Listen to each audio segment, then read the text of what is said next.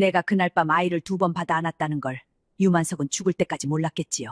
한겨울 약방 한 칸, 늙은 노파가 추격대장의 눈을 정면으로 바라보며 그 말을 내뱉었습니다. 추격대장의 손이 허리춤 칼자루 위에서 멈추었습니다. 유만석은 이 사내의 아버지였습니다. 그런데 이 노파가 등 뒤에 숨긴 아이에게는 그 자리에 있던 누구도 끝내 몰랐던 비밀이 하나 있었습니다. 이야기를 시작하기 전에 구독과 좋아요를 눌러주시면 여러분께 복이 가득 찾아올 것입니다. 자, 그럼 오늘도 감동적인 옛날 이야기. 지금 바로 시작합니다. 옛날 옛적한 강마을에 이런 이야기가 전해져 내려옵니다. 강마을 서쪽 끝 낮은 돌담 안에 약방 한 칸이 있었습니다. 방이라 부르기에도 민망한 크기였지요. 사람 하나 겨우 누울 만한 방바닥에 낡은 소미불 하나, 구석에는 약초 묶음이 천장까지 빼곡히 쌓여 있었습니다. 아궁이 앞에는 그을음이 묻은 솥 하나, 그리고 그 옆에 늙은 여인 하나가 앉아 있었습니다. 천복내였습니다. 68의 나이였지만 허리는 곧았습니다. 눈꼬리에 깊은 주름이 새겨져 있었고 손마디는 굵었지요. 오른쪽 손바닥에는 오래된 흉터가 하나 있었습니다. 칼에 베인 자국이었는데 어떻게 생긴 것인지는 복내의 자신만이 알고 있었습니다. 빛바랜 쪽빛 저고리에 무명 치마를 걸친 차림이었고 허리에는 낡은 약주머니 하나가 달려 있었습니다. 겨울이 깊어지면 처마 끝에 고드름이 달렸습니다.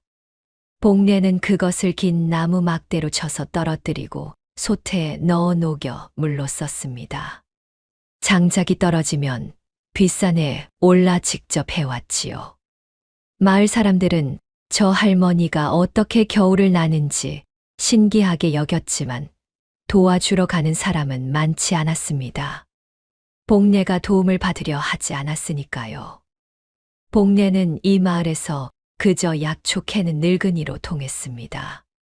20해 동안 그렇게 살아왔으니까요. 아픈 사람이 오면 약을 지어주었고 값을 받을 때도 있었고 못 받을 때도 있었습니다. 마을 사람들은 복내가 어디서 왔는지 몰랐습니다. 묻지도 않았지요. 외진 강마을에 흘러드는 사람은 대개 사연이 있는 법이고 사연 있는 사람을 굳이 건드릴 이유가 없다는 것을 마을 사람들은 경험으로 알고 있었습니다. 그날 아침도 복내는 아궁이 앞에 앉아 약초를 손질하고 있었습니다. 새벽부터 뒷산에 올라 캐온 것들이었지요. 손이 빠르고 정확했습니다. 수십 년을 다루어온 손이었으니까요. 복내는 약초를 고르면서도 눈은 먼 곳을 보고 있었습니다. 그때 나루터 쪽에서 발소리가 들려왔습니다. 막쇠였습니다. 45의 나루터 사공으로 어깨가 넓고 키가 큰 사내였지요. 항상 웃는 눈이 특징이었습니다. 복내가 이 마을에 처음 왔을 때부터 10년을 함께 지낸 사람이었습니다. 복내가 약초를 팔 때 배로 날라주었고 마을 소식을 전해주었습니다.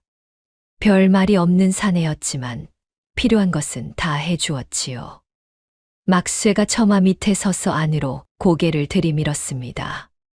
할머니, 아침은 드셨소? 복내가 약초에서 눈을 떼지 않은 채 대답했습니다. 먹었다. 막쇠가 처마 기둥에 등을 기대며 잠시 복내를 바라보았습니다. 아침 햇살이 복내의 옆 얼굴에 비치고 있었습니다. 주름진 얼굴이었지만 어딘가 평온해 보이지 않았습니다. 막쇠는 그것을 오랫동안 느껴왔습니다. 복내의 평온함은 체념에서 오는 것이었고 체념에는 이유가 있었습니다. 다만 막쇠는 그 이유를 물어본 적이 없었지요. 그날은 물어보았습니다. 할머니, 복내가 고개를 들었습니다. 왜 이리 사십니까? 복례의 손이 잠깐 멈추었습니다. 막쇠가 말을 이었습니다. 20해를 여기서 보셨잖소. 아는 사람도 없고 찾아오는 사람도 없고 겨울이면 저 혼자 아궁이 앞에 앉아 계시고 그게 힘드시지 않소. 복례가 다시 약초를 집어들었습니다. 잠시 후 짧게 대답했습니다.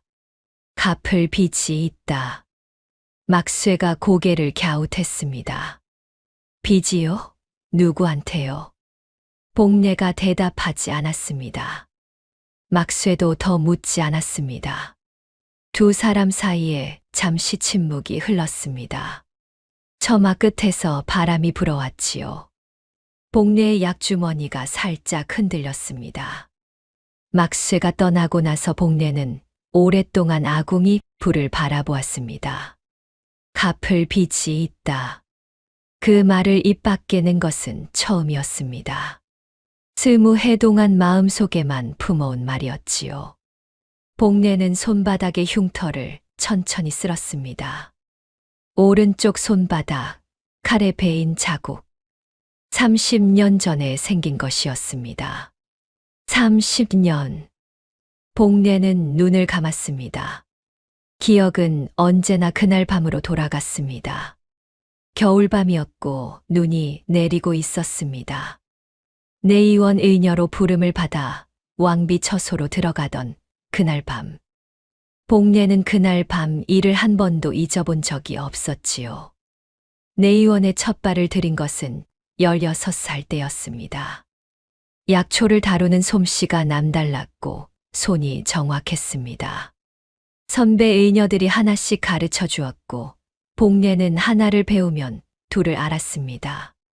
20이 넘어서부터는 왕비 처소에 드나들 수 있는 의녀가 되었지요. 그것이 내의원에서 가장 높은 신분이었습니다. 복례는 묵묵히 일했습니다. 욕심이 없었습니다. 그저 아픈 사람을 고치는 것이 자신의 일이라고 생각했지요. 그러나 그날 밤, 30년 전 그 겨울밤은 달랐습니다. 왕비는 진통이 길었습니다. 복례는 뜨거운 물을 대령하고 포를 준비하고 왕비의 손을 잡았습니다. 새벽이 되어서야 아이가 나왔습니다. 복례가 받아 안았지요. 사내 아이였습니다. 복례가 아이를 닦아 포에 싸려는 순간 왕비가 다시 신음을 냈습니다. 복례가 고개를 들었습니다. 또 한 명이 있었습니다. 둘이었습니다. 복례는 첫째를 옆에 내려놓고 둘째를 받아 안았습니다. 둘째도 사내 아이였지요. 첫째보다 작고 조용했습니다. 울지 않았습니다. 복례가 아이의 등을 살짝 두드리자 그제야 작은 소리를 냈습니다. 그때였습니다. 의녀. 굵은 목소리가 방 안에 울렸습니다. 복례가 돌아보았습니다. 내관 유만석이 서 있었습니다. 평소에도 눈빛이 차가운 사람이었는데 그날 밤은 더했습니다. 시선이 복례의 품에 안긴 둘째 아이를 향하고 있었지요. 그 아이는 내가 처리하겠소. 처리. 복례는 그 말을 듣는 순간 손에 힘이 들어갔습니다. 처리라 하심은 쌍둥이가 태어나면 나라의 흉조라 했소. 위에서 이미 결정이 났소. 둘째는 없애야 하오. 왕비는 이미 기진해 있었습니다. 아무것도 들리지 않는 상태였지요. 복례는 품속 아이를 내려다보았습니다. 아이가 복례의 저고리를 작은 손으로 쥐고 있었습니다. 힘이 없는 손이었지만 놓지 않았습니다. 복례는 그 손을 보았습니다. 그리고 결정했습니다. 복례는 아이를 내주지 않았습니다. 제가 처리하겠습니다. 유만석이 눈을 가늘게 떴습니다. 복례가 자리에서 일어났습니다. 포에 싼 아이를 품에 꼭 안고 방을 나섰습니다. 유만석이 따라왔지요. 복례는 걸음을 멈추지 않았습니다. 복도를 돌아 뒷곁으로 향하는 척하다가 방향을 틀었습니다. 그리고 믿을 수 있는 젊은 내관 하나를 찾아가 아이를 맡겼습니다. 모두 숨 쉬는 것보다 빠른 사이에 벌어진 일이었지요. 유만석이 복례를 붙잡은 것은 그 직후였습니다. 복례의 오른손을 비틀었고 손이 칼날에 스쳤습니다. 뜨거웠습니다. 그리고 다음날 복례는 궁에서 쫓겨났습니다. 방을 나서는 날 유만석이 복례에게 말했습니다. 그 아이는 찾아낼 것이오. 그리고 의녀 당신도 무사하지 못할 것이오. 복례는 그 말을 들으면서 품속에 넣어둔 것을 확인했습니다. 작은 두루마리 하나. 그날 밤 복례가 기록한 것들이었지요.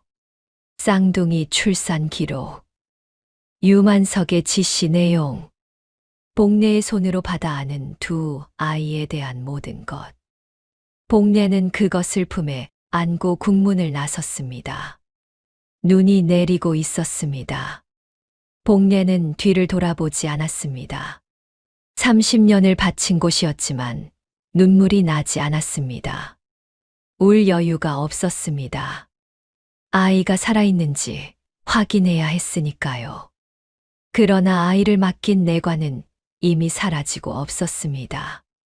어디로 갔는지 아무도 몰랐지요. 복례는 한양 이곳저곳을 떠돌며 내관의 흔적을 찾았습니다. 찾지 못했습니다. 유만석의 눈을 피해 움직여야 했기에 더 어려웠지요. 그렇게 10년을 떠돌다 이 강마을에 흘러든 것이었습니다. 그리고 다시 20해가 흘렀습니다. 복례는 그 30년을 한 번도 후회한 적이 없었습니다. 다만 알 수 없었습니다. 아이가 살아있는지, 그 아이가 어떻게 자랐는지, 복례가 그날 내린 결정이 옳았는지, 복례는 그것이 알고 싶었습니다. 죽기 전에 한 번만. 그것이 갚을 빚의 정체였습니다. 돈이 아니었습니다. 목숨도 아니었습니다. 복례는 내의원에서 30년을 일하면서 궁 안에서 흘러다니는 말들을 들었습니다. 의녀는 말이 없어야 했고 눈에 띄어서는 안 되었지요. 그래서 오히려 더 많은 것을 보았습니다. 반정을 준비하는 세력이 있다는 것. 그 세력이 선왕을 끌어내리기 위해 얼마나 오랫동안 안에서부터 썩어 들어갔는지. 유만석이 둘째 왕손을 없애려 한 것도 그 준비의 일부였습니다. 왕손이 둘이면 반정 후 정통성 시비가 생길 것을 미리 막으려 한 것이었지요. 복례는 그것을 알면서도 막을 힘이 없었습니다. 그저 아이 하나를 품고 도망치는 것이 전부였지요. 그러나 복례는 생각했습니다. 이 아이가 살아있는 한 그날의 진실도 살아있습니다. 반정이 어떻게 이루어졌는지, 선왕이 왜 시해당했는지, 유만석 같은 자들이 무엇을 감추었는지. 그 모든 것의 증인이 이 아이였습니다. 아이가 살아있어야 언젠가 그 진실이 세상에 나올 수 있었지요. 그것이 갚을 빚이었습니다. 선왕에게 진 빚. 그리고 이 아이가 살아서 반드시 이루어야 할 것에 대한 빚. 아궁이 불이 탁 소리를 내며 타올랐습니다. 복례가 눈을 떴습니다. 유만석은 죽었다는 소문을 들었습니다. 반정이 일어나기 직전 병으로 죽었다고 했지요. 복례는 그 소식을 들었을 때 아무것도 느끼지 않았습니다. 원한도 안도도 아니었습니다. 그저 한 가지를 생각했지요. 저 사람은 죽을 때까지 몰랐을 것이다. 그날 밤 복례가 아이를 2번 받아 안았다는 것을, 둘째가 살아있다는 것을, 그 둘째가 지금 이 세상 어딘가에서 숨 쉬고 있을 수 있다는 것을 유만석은 끝내 몰랐을 것입니다. 그것이 복례에게는 유일한 위안이었습니다. 다만 한 가지를 생각했습니다. 아이, 30년 전 복례의 손에서 떠나간 그 아이가 살아있는지 어떤지 복례는 알지 못했습니다. 믿었던 내관도 궁에서 사라진 지 오래였으니까요. 복례는 약주머니를 만졌습니다. 안쪽에 두루마리가 있었습니다. 30년을 품고 다닌 것이었지요. 갚을 빚이 있다. 복례는 다시 약초를 집어들었습니다. 손이 조용하고 느리게 움직였습니다. 그날 저녁 비가 내리기 시작했습니다. 빗소리가 굵어지고 있었습니다. 복례는 아궁이 불을 끄려다 멈추었습니다. 처마 끝에서 빗줄기가 굵어지는 소리가 들렸지요. 허리가 쑤시는 날이면 비가 온다는 것을 몸이 먼저 알았는데 역시나 맞았습니다. 복례는 아궁이 앞에 앉아 불꽃을 바라보았습니다. 이런 밤에는 잠이 잘 오지 않았습니다. 그때였습니다. 대문을 두드리는 소리가 들렸습니다. 한 번이 아니었지요. 급하고 약한 손이 문을 긁는 듯한 소리였습니다. 복례가 일어났습니다. 이 시각에 찾아오는 사람은 없었습니다. 약을 급하게 구하러 오는 사람도 있었지만 이런 빗소리 속에서 저 소리는 달랐습니다. 복례가 문을 열었을 때 젊은 사내 하나가 문틀에 기대어 있었습니다. 내관의 복식이었습니다.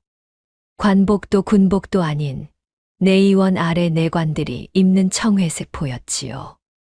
복례는 30년 만에 보는 것이었지만 한눈에 알아보았습니다. 사내의 어깨와 옆구리에 핏자국이 번져 있었습니다. 눈빛이 흐릿했고 숨이 가팠습니다. 사내의 품에 보자기가 있었습니다. 보자기에도 피가 묻어 있었습니다.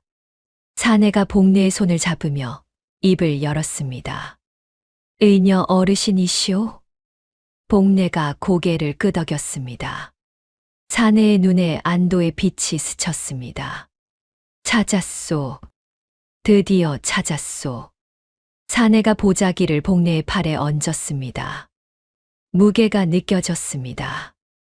아이였습니다.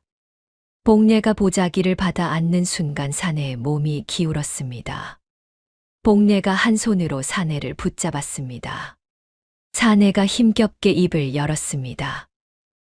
제자, 저 아이옵니다.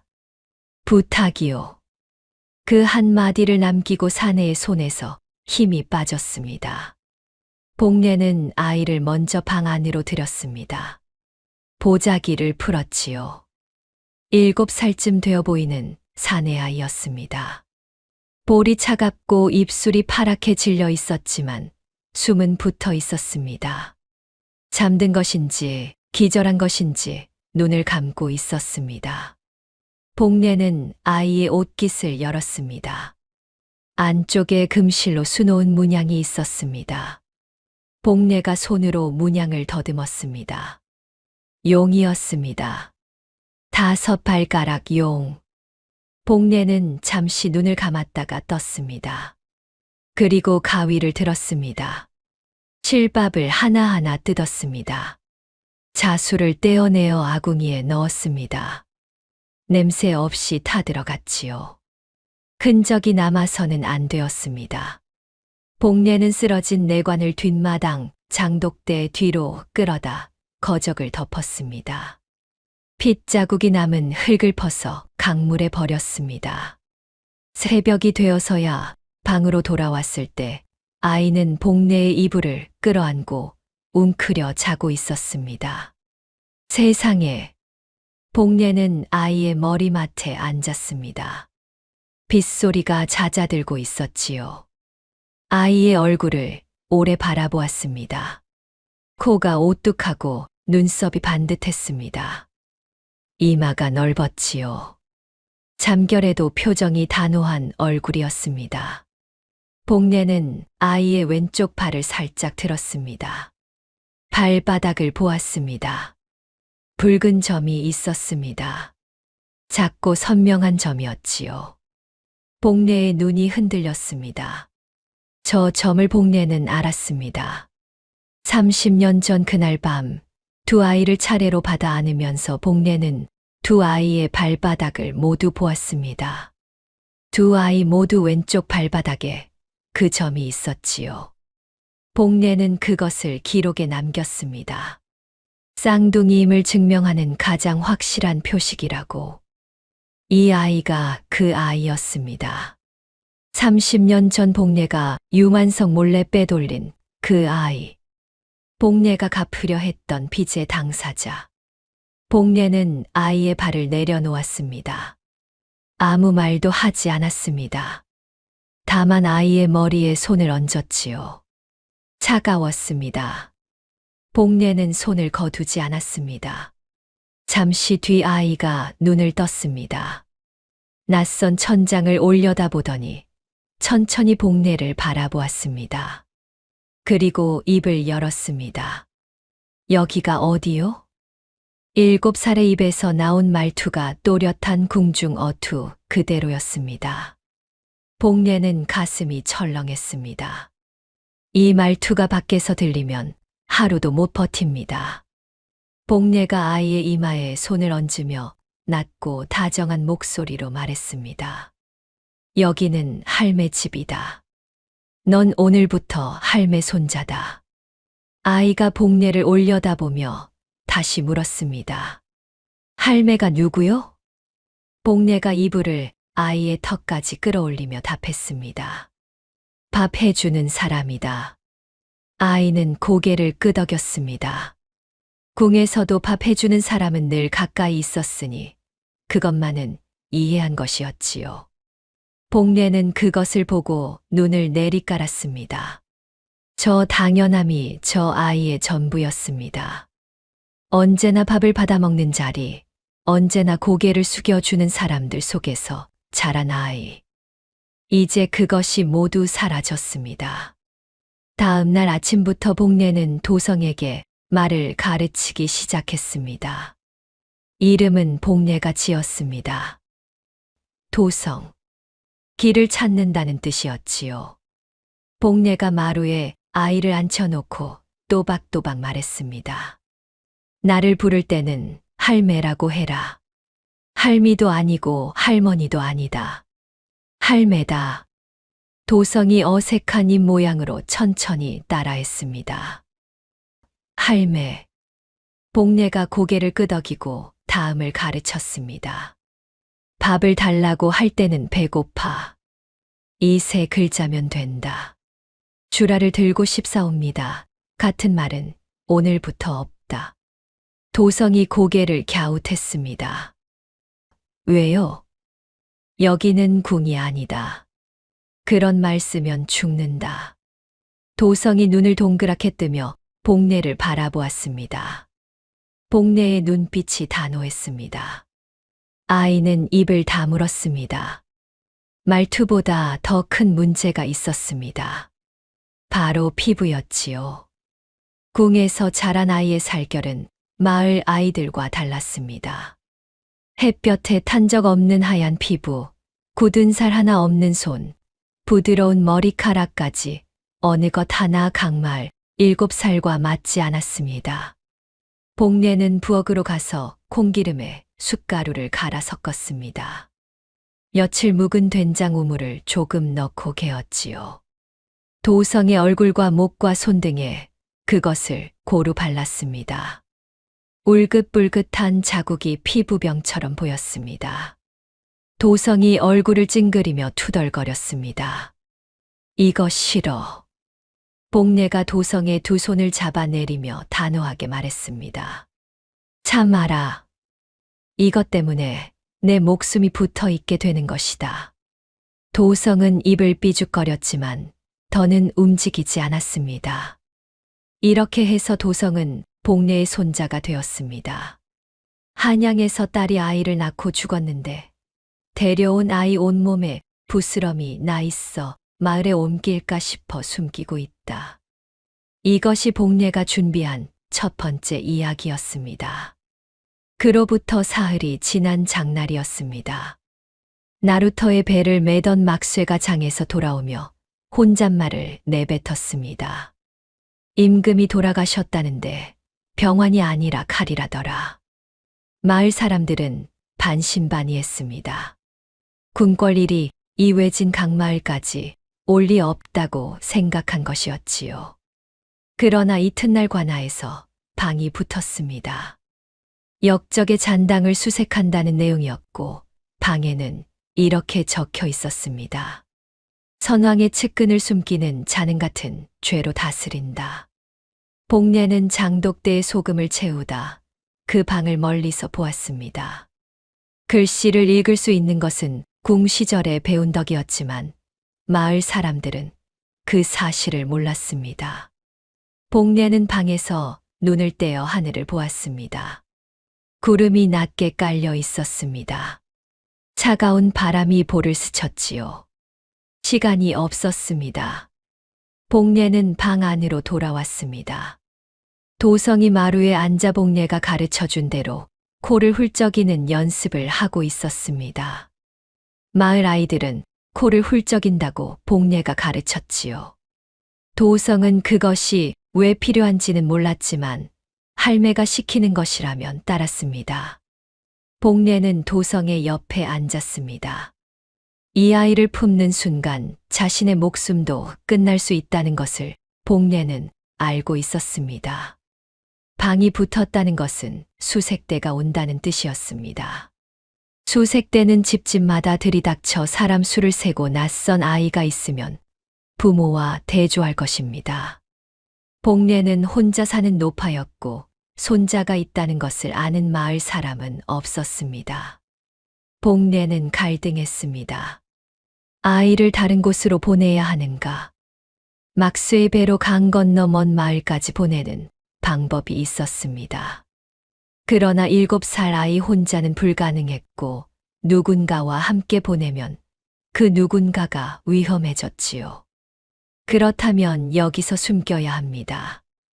복례는 도성을 바라보았습니다. 아이가 코를 훌쩍이다가 복례를 올려다보았습니다. 할매, 잘하고 있소. 복례가 짧게 답했습니다. 잘하고 있다. 도성이 다시 코를 훌쩍였습니다. 복례는 그것을 보며 아궁이 불을 바라보았습니다. 30년 전 유만석의 손에서 이 아이를 빼돌린 것은 복례였습니다. 그 선택이 이 아이를 살렸습니다. 그리고 이제 다시 복례 앞에 아이가 왔습니다. 복례가 문을 닫으면 아이는 사라집니다. 복례가 문을 열고 받아들이면 두 사람 모두 위험해집니다. 복례는 이미 알고 있었습니다. 30년 전 그날 밤 문을 닫지 않았던 것처럼 이번에도 문을 닫지 않을 것이라는 것을. 그것이 갚을 빚이었으니까요. 다음 날 저녁 막쇠가 들렀습니다. 나루터에서 들은 소식을 전해주러 온 것이었지요. 수색대가 동쪽 마을부터 시작했다 합니다. 이틀이면 여기까지 올 것입니다. 복례가 막쇠를 바라보았습니다. 알고 있었소. 막쇠가 복례의 눈을 보았습니다. 잠시 침묵이 흘렀습니다. 도성이 말이오. 막쇠가 고개를 끄덕였습니다.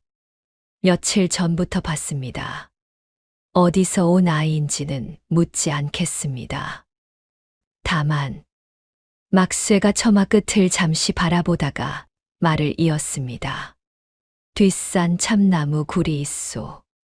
아이 하나는 들어갈 수 있는 크기요.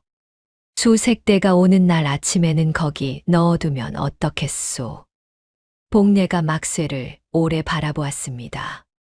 막쇠는 눈을 피하지 않았습니다. 고맙소. 복례의 입에서 좀처럼 나오지 않는 말이었지요. 막쇠가 손을 내저었습니다. 제가 할 수 있는 게 그것뿐이라 미안할 따름입니다. 막쇠가 떠나고 나서 복례는 오랫동안 앉아 있었습니다. 도성은 이미 잠들어 있었지요.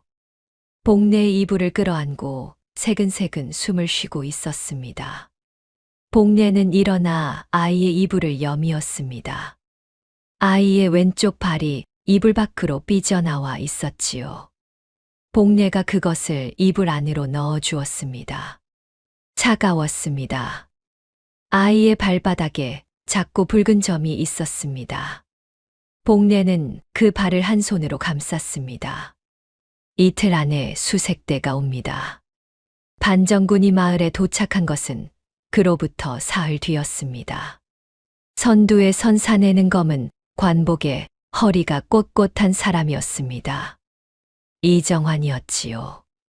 반정 세력의 현장 지휘 무관으로 그의 뒤로 군졸 20명이 따르고 있었습니다. 이정환은 마을 이장 차파를 불러 세우고 명령하듯 물었습니다.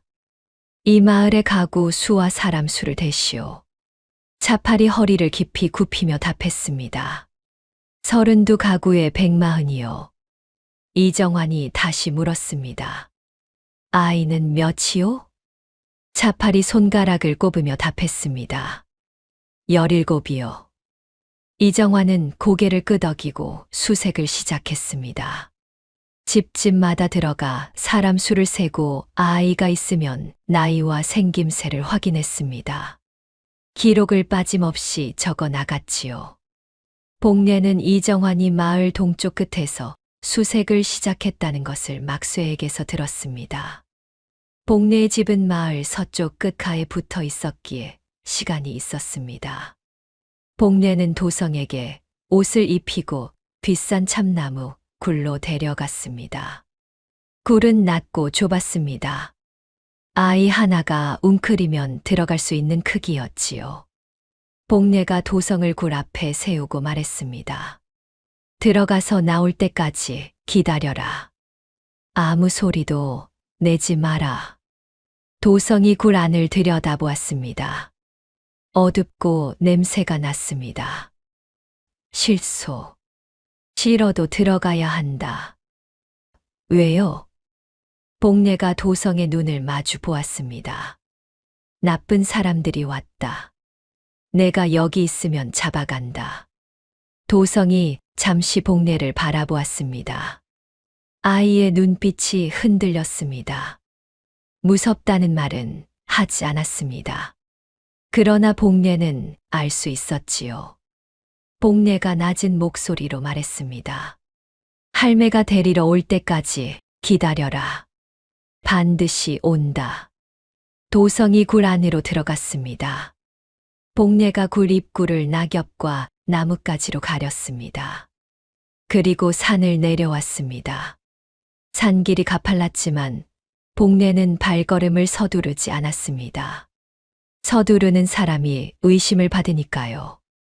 수색대가 복례의 집에 도착한 것은 오후 늦게였습니다. 군졸 셋이 들이닥쳤습니다.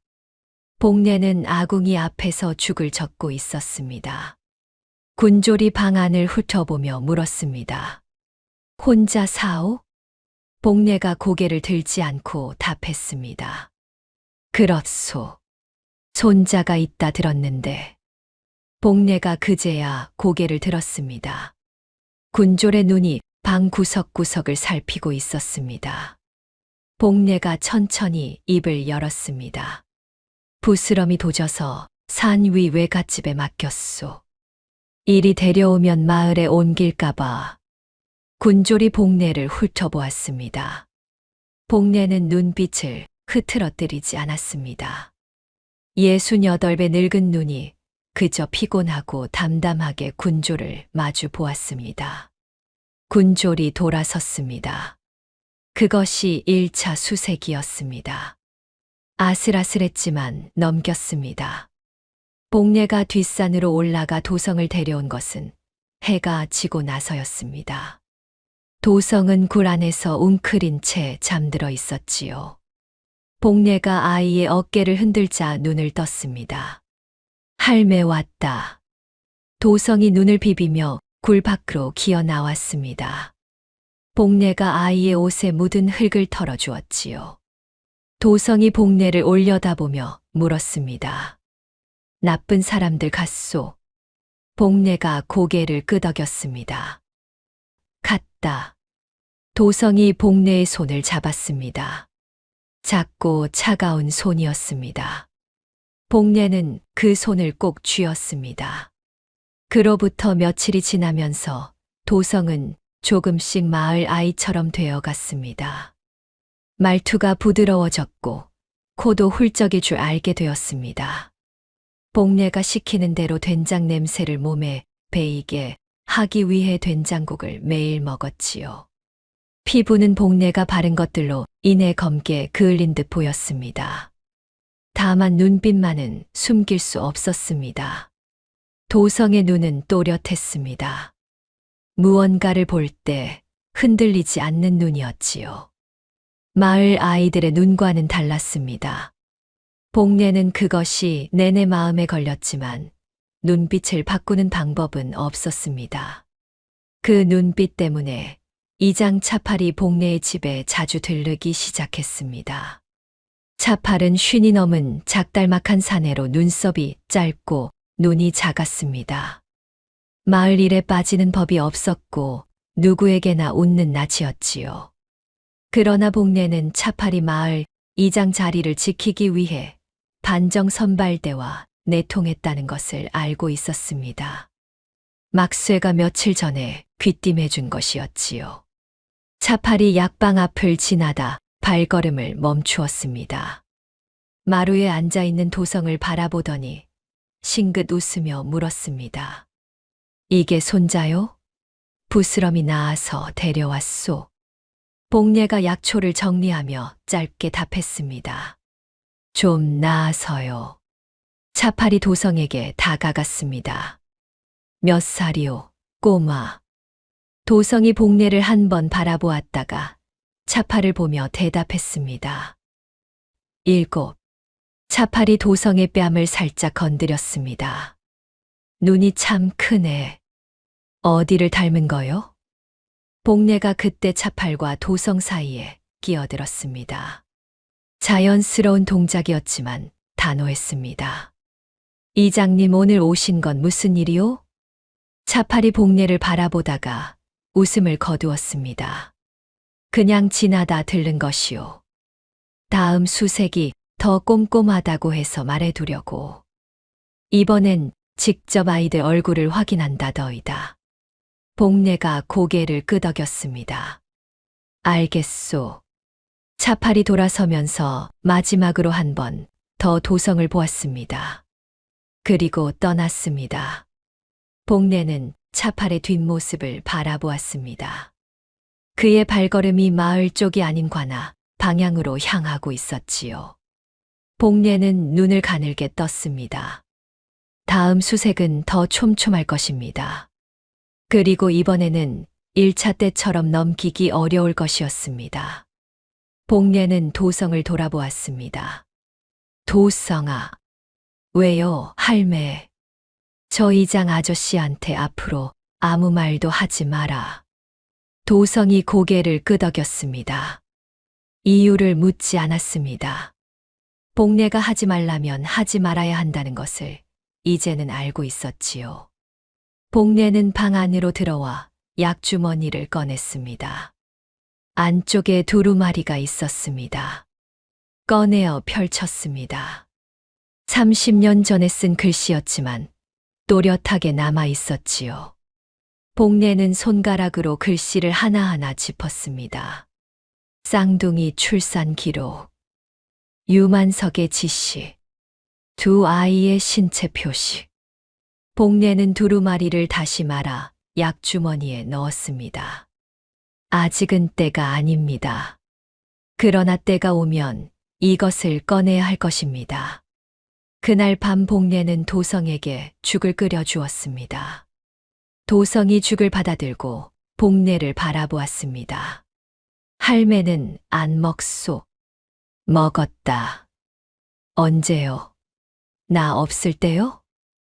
복례가 대답하지 않았습니다. 도성이 죽을 한 숟가락 뜨더니 다시 물었습니다. 할매는 왜 나를 숨겨주는 거요? 복례가 아궁이 불을 바라보았습니다. 잠시 후 짧게 대답했습니다. 갚을 빚이 있다. 도성이 고개를 갸웃했습니다. 나한테요? 복례가 대답 대신 도성의 죽 그릇을 살짝 밀었습니다. 다 먹어라. 도성이 입을 다물고 죽을 먹었습니다. 복례는 그것을 바라보다가 조용히 물었습니다. 무섭지 않으냐? 도성이 숟가락을 멈추었습니다. 뭐가요? 쫓기는 것이. 도성이 잠시 생각하는 듯 하더니 답했습니다. 조금요. 그런데 할매 옆에 있으면 덜 무서워요. 복례는 아무 말도 하지 않았습니다. 눈을 내리깔았습니다. 눈시울이 붉어진 것을 도성이 보았는지 몰랐지요. 복례가 저 아이를 처음 받아 아는 것은 30년 전이었습니다. 그 아이가 이 아이의 아버지입니다. 그리고 이제 아버지는 없고 아들만 남았습니다. 복례의 손에 두 번째로 아이가 왔습니다.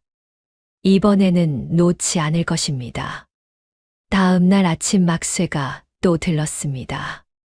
이번에는 소식이 좋지 않았습니다. 이정환이 돌아갔다 합니다. 복례가 고개를 들었습니다. 그런데 더 높은 사람이 온다 합니다. 복례가 막쇠를 바라보았습니다. 누구요?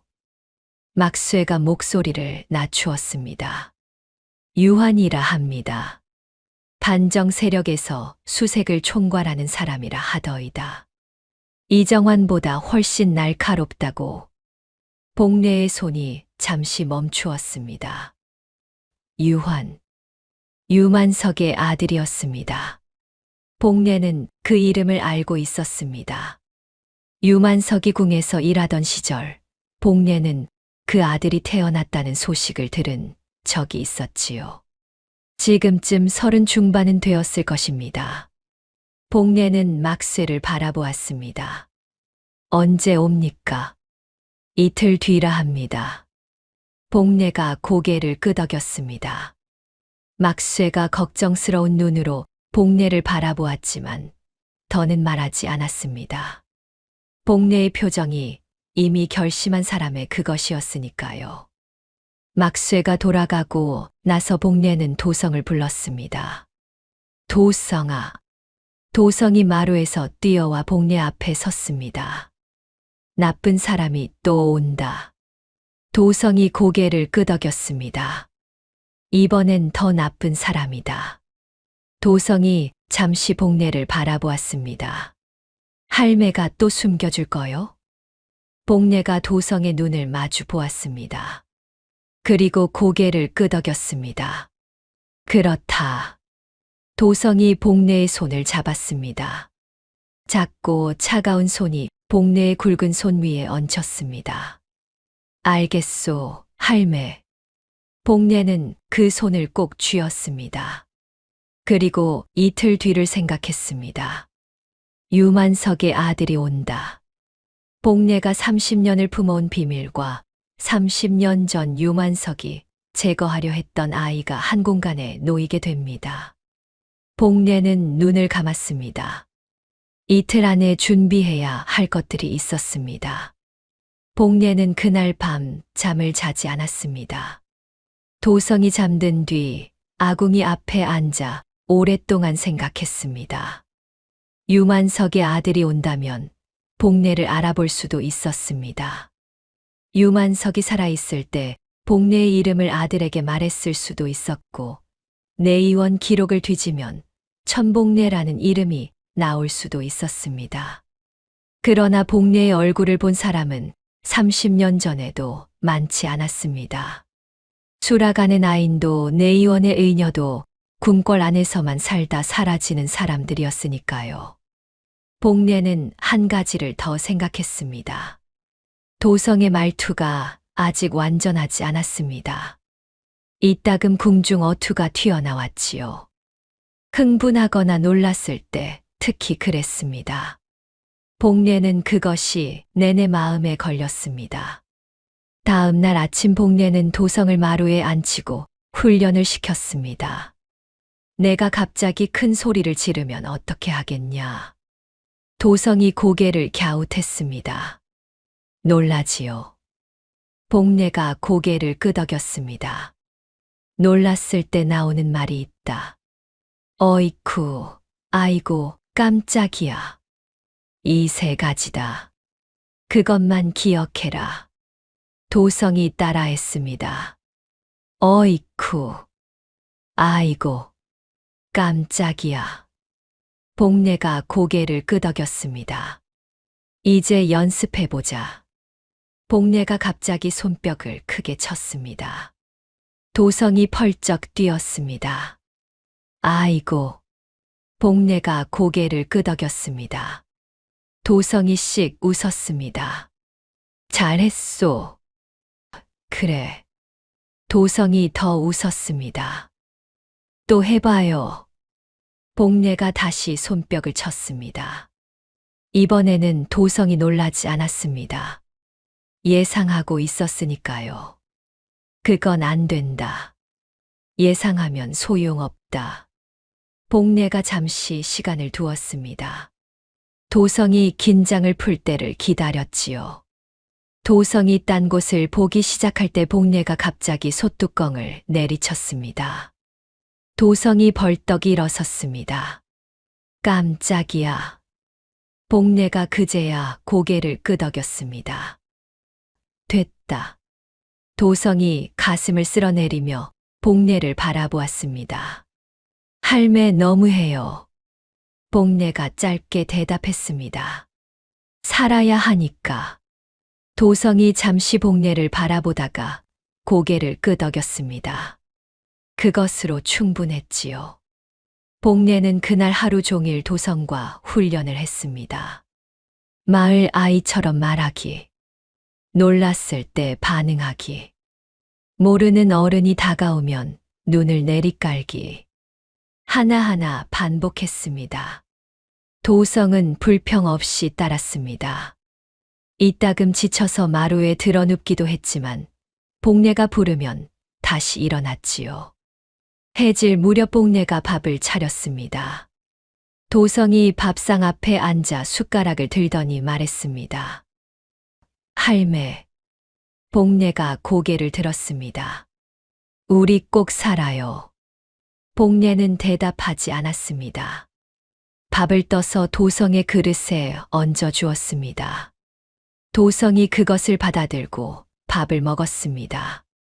꼭 살아야 합니다. 복례는 그렇게 생각했습니다.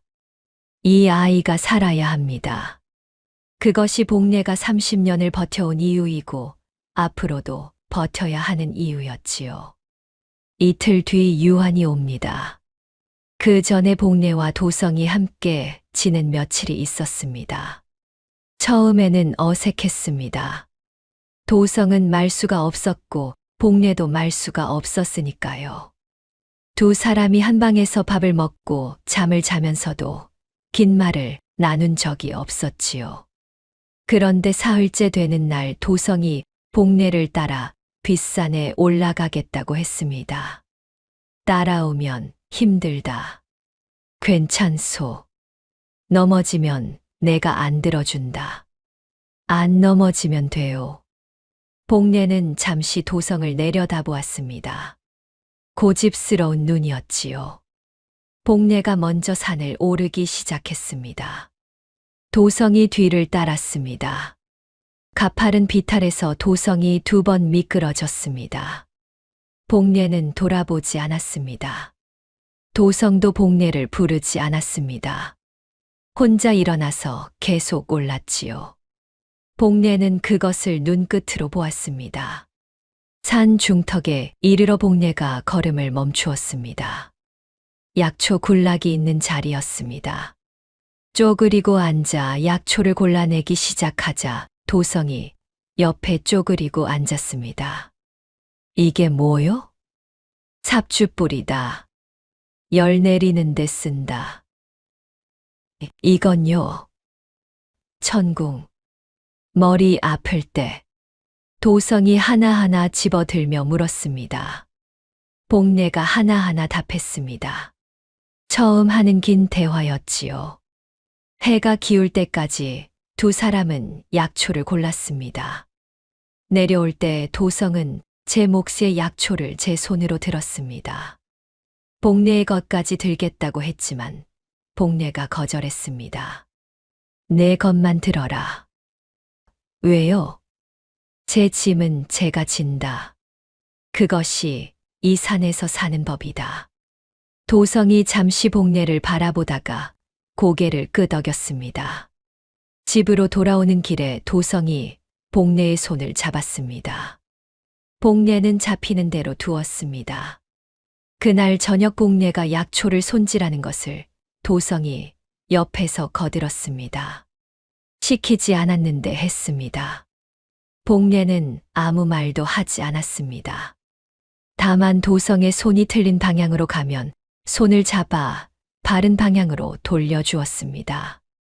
그것이 두 사람이 나눈 방식이었습니다. 말이 아니라 손으로. 유한이 도착하기 하루 전 복례는 도성에게 마지막 교육을 시켰습니다. 약방 마루에 두 사람이 마주 앉았습니다. 복례가 먼저 말했습니다. 나쁜 사람이 오면 너는 아무 말도 하지 마라. 내가 말하는 것을 들어라. 도성이 고개를 끄덕였습니다. 뭔가 이상한 것을 보거나 무서운 것이 있어도 할매를 보지 마라. 땅을 봐라. 왜요? 눈빛이 너를 팔아넘긴다. 도성이 자신의 눈을 손으로 가리려다 멈추었습니다. 복례가 말을 이었습니다. 그리고 한 가지만 기억해라. 복례가 도성의 두 손을 잡았습니다. 할매는 언제나 내 편이다. 무슨 일이 있어도. 도성이 복례를 올려다보았습니다. 그 눈이 흔들렸습니다. 궁에서는 아무도 저 말을 해주지 않았습니다. 편을 든다는 것이 무엇인지 아이는 처음 배웠습니다. 도성이 복례의 손을 꼭 쥐었습니다. 알겠소, 할매. 복례는 손을 놓았습니다. 그리고 마지막으로 한 가지를 더 시켰습니다. 오늘 저녁은 마루에서 밥을 먹어라. 이웃들이 볼 수 있게. 도성이 고개를 갸웃했습니다. 왜요? 자연스러워야 한다. 숨는 아이는 눈에 띄지 않게 숨는 법이야. 도성이 알겠다고 고개를 끄덕였습니다. 그날 저녁 두 사람은 마루에 나란히 앉아 밥을 먹었습니다. 지나가던 마을 아이 셋이 도성을 힐끔거렸습니다.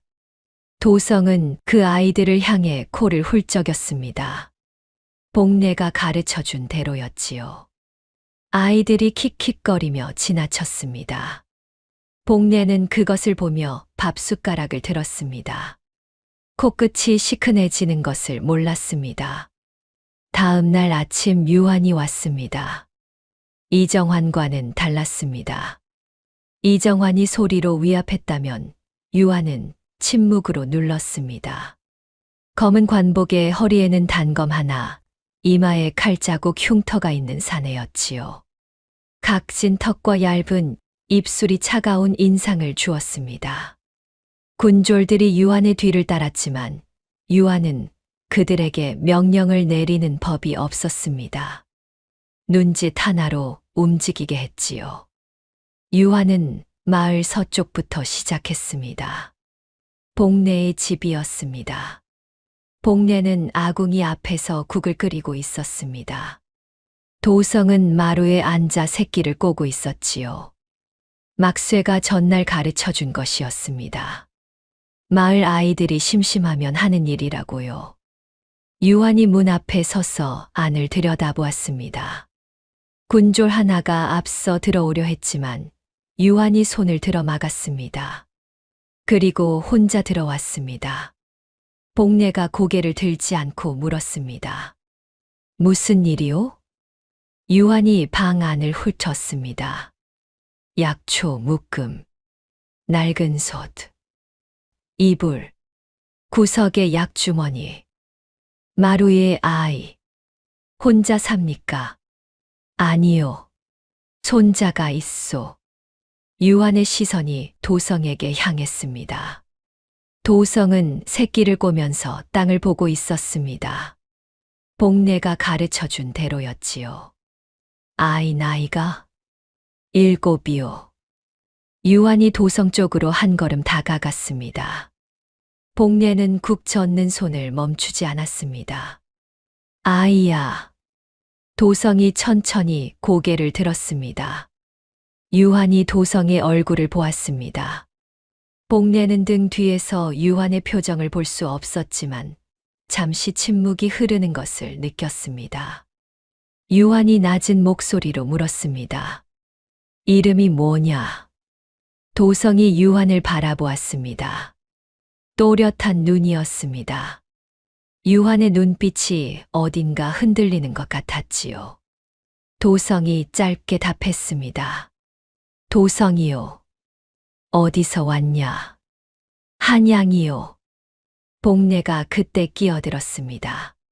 제 딸이 한양에서 아이를 낳다 죽었소. 부스럼이 있어서 여기 데려왔소이다. 마을에 옮길까봐 숨기고 있었소. 유한이 복례를 바라보았습니다.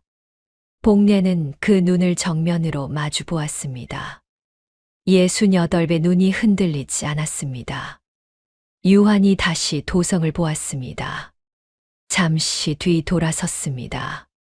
부스럼 났거든 관아에 신고하시오. 그리고 나갔습니다.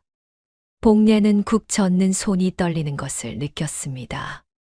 들키지 않으려고 천천히 젓는 신용을 계속했습니다. 도성이 복례를 바라보며 조용히 물었습니다. 저 사람이 나쁜 사람이요? 복례가 잠시 뒤 대답했습니다. 아직 모른다. 그것이 복례의 솔직한 대답이었습니다. 유한은 복례가 예상했던 것과 달랐습니다. 더 집요하거나 더 잔인할 것이라 생각했지요. 그런데 눈빛이 달랐습니다. 도성을 보는 그 눈빛이, 세상에 저 눈빛이, 복례는 그것이 무엇인지 알 수 없었습니다. 다만 가슴 한켠이 이상하게 조여드는 느낌이 들었지요. 그날 저녁 막쇠가 급히 들렀습니다. 얼굴이 굳어 있었습니다. 차팔이 움직였소. 복례가 고개를 들었습니다. 유한에게 뭔가 전한 모양이요. 무슨 말을 했는지는 모르겠지만 유한이 다시 이쪽으로 온다는 말을 들었소. 복례는 잠시 눈을 감았습니다. 차팔이 밀고 한 것입니다. 무엇을 밀고 했는지 복례는 알 수 없었습니다. 도성의 눈빛을 이상하게 봤을 수도 있었고 복례가 그를 읽을 줄 안다는 것을 눈치챘을 수도 있었습니다. 어쩌면 그저 의심이 가는 집을 고발하는 것으로 이장 자리를 지키려는 것일 수도 있었지요. 복례가 막쇠를 바라보았습니다. 언제 옵니까? 내일 아침이요. 복례가 고개를 끄덕였습니다. 알겠소. 막쇠가 더 말하려다 복례의 표정을 보고 입을 다물었습니다. 복례는 이미 다음을 생각하고 있었으니까요. 도성이 복례의 치마를 잡아당겼습니다. 할매, 밥 먹고 싶소. 복례가 아이를 내려다보았습니다. 그리고 작게 웃었습니다. 이 얼굴에 처음 짓는 웃음이었지요. 그래. 먹자. 두 사람은 아궁이 앞에 나란히 앉아 밥을 먹었습니다. 복례가 끓인 된장국에 보리밥이었습니다. 도성이 처음 이 집에 왔을 때는 된장국 냄새를 맡고 코를 찡그렸지요. 지금은 아무 말 없이 먹었습니다. 두 그릇을 비우고 나서 숟가락을 내려놓았습니다. 할매, 왜? 그 나쁜 사람 내일 또 오면 어떻게 할 거요? 복례가 빈 그릇을 거두며 짧게 대답했습니다. 생각해뒀다. 도성이 복례를 바라보았습니다. 무서워요? 복례가 잠시 손을 멈추었습니다. 조금. 처음 하는 말이었습니다. 30년을 혼자 살면서 무섭다는 말을 한 적이 없었지요. 도성이 그 말을 듣더니 복례의 팔에 제 팔을 기댔습니다. 작고 따뜻한 무게였습니다. 나도 조금 무서워요. 복례는 아무 말도 하지 않았습니다. 다만 도성의 머리에 손을 얹었습니다. 부드럽고 조용한 손이었지요. 두 사람은 그렇게 잠시 앉아 있었습니다. 아궁이 불이 조용히 타고 있었습니다. 복례는 도성이 잠든 뒤에 일어났습니다. 약주머니를 꺼내 두루마리를 펼쳤습니다. 불빛 아래서 글씨를 하나하나 읽었습니다. 30년 전에 쓴 글씨. 복례의 손으로 직접 기록한 것들이었지요. 쌍둥이 출산, 왕비의 날짜와 시각, 두 아이의 신체 표식 왼쪽 발바닥 붉은 점, 유만석이 둘째를 제거하라 지시한 내용, 그리고 복례가 둘째를 빼돌린 경위. 읽을 때마다 손이 떨렸습니다. 이것이 드러나면 복례의 목숨은 없습니다. 그러나 드러내지 않으면 도성의 목숨도 없지요. 복례는 두루마리를 말았습니다. 그리고 약주머니 가장 안쪽에 넣었습니다. 손에 잡히지 않을 만큼 깊이. 내일 유한이 온다. 복례는 눈을 감았습니다. 유한의 눈빛이 다시 떠올랐습니다. 도성을 보던 그 눈. 무언가를 알아보는 듯한, 그러나 스스로도 모르는 듯한 눈빛이었습니다. 복례는 한 가지를 생각했습니다. 유만석의 아들이라고 해서 유만석과 같은 사람은 아닐 수 있습니다. 복례는 그것을 알고 싶었습니다. 그 답이 내일 나올 것이었지요. 복례는 아궁이 불을 끄고 자리에 누웠습니다. 도성이 이미 복례의 입을 한 귀퉁이를 끌어안고 자고 있었습니다. 복례는 그것을 빼려다 그냥 두었습니다. 창밖에서 바람 소리가 들렸습니다. 날이 추워지고 있었습니다. 유한이 다시 온 것은 이튿날 이른 아침이었습니다. 이번에는 혼자가 아니었습니다. 군졸 셋을 데리고 왔지요. 그리고 뒤에 차팔이 따라왔습니다. 차팔은 복례와 눈이 마주치자 시선을 피했습니다. 복례는 그것을 보는 순간 모든 것을 알았습니다. 차팔이 무언가를 일렀습니다. 그것이 무엇인지는 아직 몰랐지요. 유한이 문 안으로 들어서며 말했습니다. 어제 미처 확인 못한 것이 있소. 복례가 고개를 들었습니다. 아이 아버지가 누구요? 복례가 조금도 흔들리지 않고 대답했습니다. 제 딸 남편이요. 한양서 장사를 하다 죽었소. 이름이? 김막동이요. 유한이 복례를 바라보았습니다. 복례는 그 눈을 마주 보았습니다. 차가운 눈이었지만 복례가 먼저 피하지 않았습니다. 유한이 시선을 도성에게 돌렸습니다. 아이야, 내 아버지 이름이 뭐냐? 도성이 땅을 보며 짧게 대답했습니다. 몰라요. 왜 모르냐? 어릴 때 돌아가셨다고 했소. 유한이 잠시 침묵했습니다. 그리고 차팔에게 눈짓했습니다. 차팔이 마지못해 앞으로 나왔습니다. 이 아이 눈빛이 범상치 않습니다. 제가 며칠 전부터 이상히 여겼는데 어제 저 노파가 글씨를 읽는 것을 보았습니다. 무식한 의녀가 아니라는 뜻이옵니다. 복례는 차팔을 바라보았습니다. 차팔이 눈을 피했습니다. 복례는 아무 말도 하지 않았습니다. 유한이 다시 복례를 보았습니다. 글을 읽소. 복례가 천천히 고개를 끄덕였습니다. 어릴 때 서당 근처에서 주워들었소. 의녀였소. 복례가 잠시 머뭇거리는 척하다가 대답했습니다. 내의원에서 잠깐 일했소. 오래전 일이요. 유한의 눈이 가늘어졌습니다. 언제요? 30년도 더 됐소. 젊을 때 일이오. 유한이 복례를 오래 바라보았습니다. 복례는 그 눈을 받아냈습니다. 심장이 쿵쿵거렸지만 얼굴은 담담했지요.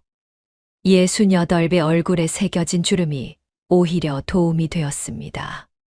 무언가를 숨기기에는 너무 지쳐 보이는 얼굴이었으니까요. 그때 도성이 기침을 했습니다. 콜록콜록. 2번, 3번. 복례가 즉시 도성의 등을 두드렸습니다. 부스럼이 아직 낫지 않아서요. 기침도 함께 있소이다. 복례가 유한을 올려다보았습니다. 전염될 수 있으니 오래 계시지 않는 것이 좋을 듯하오이다. 유한이 도성을 한 번 더 보았습니다. 도성은 기침을 하며 고개를 숙이고 있었지요. 유한이 천천히 돌아섰습니다. 며칠 더 두고 볼 것이오. 그리고 나갔습니다.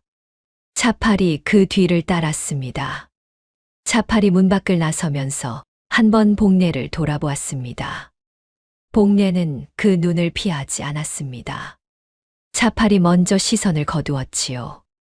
군졸들이 사라지고 나서 복례가 도성을 바라보았습니다. 기침은 언제 배웠냐? 도성이 입을 삐죽였습니다. 배운 게 아니오. 진짜 나왔소. 복례가 도성의 이마에 손을 얹었습니다. 열이 있었습니다. 복례가 눈을 가늘게 떴습니다. 언제부터였냐? 어젯밤부터요. 할매한테 말하면 걱정할까봐. 복례는 아무 말도 하지 않고 부엌으로 갔습니다. 약을 다렸습니다. 생강과 계피를 넣고 오래 끓였지요. 도성에게 들고 와서 내밀었습니다. 마셔라. 도성이 사발을 받아들고 한 모금 마시더니 얼굴을 찡그렸습니다. 써요. 약이 달면 안 된다. 도성이 눈을 질끈 감고 마셨습니다.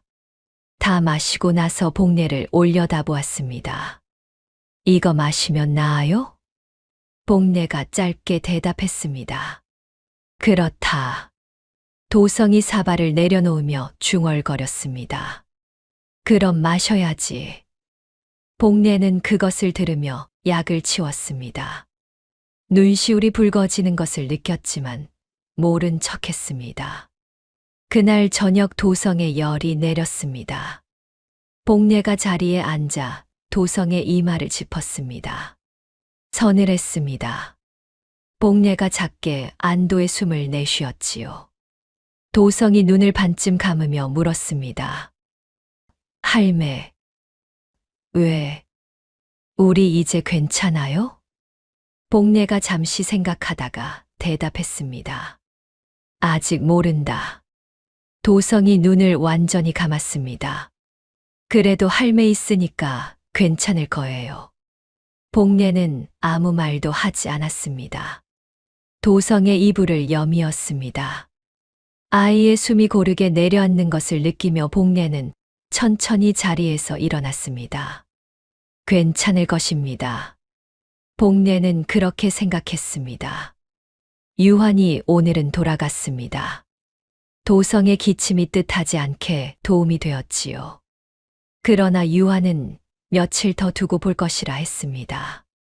완전히 넘긴 것이 아니었습니다. 그래도 오늘 하루는 버텼습니다. 그것으로 충분했습니다. 복례는 아궁이 앞에 앉아 불을 바라보았습니다. 며칠 더 버티면 됩니다. 그 사이에 방법을 찾아야 했지요. 그러나 방법이 있는지 복례는 아직 알지 못했습니다. 이튿날 막쇠가 얼굴이 굳어서 왔습니다. 나루터에서 군졸 둘이 배를 묶었소. 누구도 강을 건너지 못하게 막고 있소이다. 복례는 그 말을 듣는 순간 알았습니다. 유한이 퇴로를 끄는 것이었습니다. 며칠 더 두고 보겠다는 말은 허락이 아니라 덫이었습니다. 그뿐이요? 막쇠가 목소리를 더 낮추었습니다. 유한이 차파를 관하로 불렀소. 아마 이 마을 사람들 하나하나를 다시 캐묻는 것 같소. 할머니에 대해 뭔가 더 얻으려는 것이겠지요. 복례가 눈을 감았습니다. 차팔이 무엇을 더 말할지 복례는 알 수 없었습니다. 글을 읽는다는 것 외에 차팔이 아는 것은 없었습니다. 그러나 유한이 파고들기 시작하면 결국 내의원 의녀였다는 것이 드러날 것이었지요.